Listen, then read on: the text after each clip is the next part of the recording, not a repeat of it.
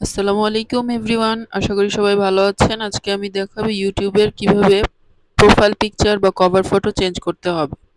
প্রথমে ইউটিউবে ঢুকে ইউটিউবের যে লোগো দেখা যাচ্ছে লোগোতে ক্লিক করতে হবে।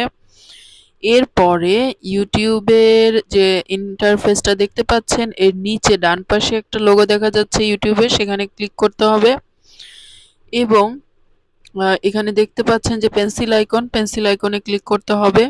পেন্সিল আইকনে ক্লিক করে দেখা যাচ্ছে যে প্রোফাইল আর কভার ফটোর উপরে একটা ক্যামেরার মতো ছবি দেওয়া।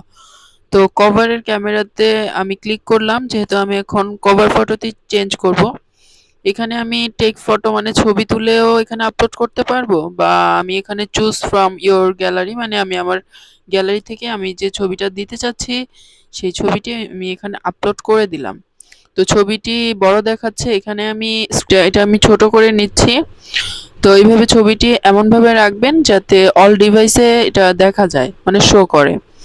তো এখানে আমার সেট করা হয়ে গিয়েছে। এখন আমি এটা আপডেট হয়েছে কিনা আমি স্ক্রল করে নিচের দিকে যাব। নিচের দিকে গেলেই এটা রিফ্রেশ করব। রিফ্রেশ করলেই দেখা যাবে যে কভার ফটোটা চেঞ্জ হয়ে গিয়েছে।